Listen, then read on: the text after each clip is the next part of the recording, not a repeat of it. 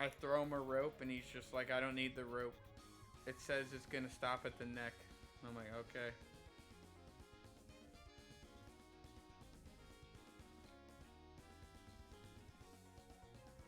Go ahead.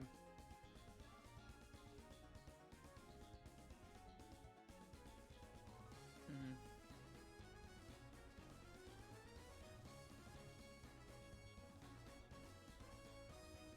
Well, that's one variable. That's what I was saying. But what I was getting at is, they easily could say you are the irresponsible one that lost the money.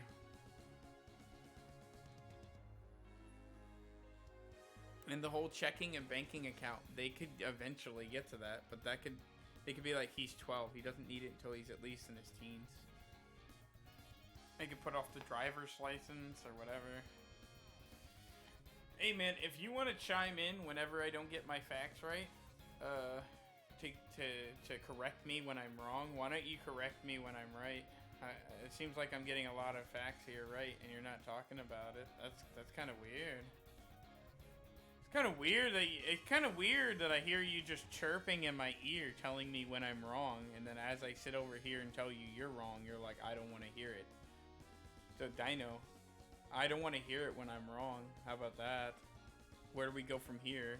Now neither one of us are talking to each other because the thing that I'm saying isn't something you want to hear, and the thing that you're saying isn't something I want to hear. So that means we're just not talking to each other anymore. You do know that you're gonna have to get through life and hear shit that you don't want to hear, right? Okay, so what are you gonna do then? Deal with it then. Why don't you deal with it now? Yes. What? You don't want to deal with me. Okay, then dude, why are you crying, man?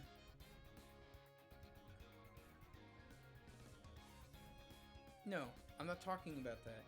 You just said to me, because I brought up something that you don't want to hear about right now, that you don't want to deal with me.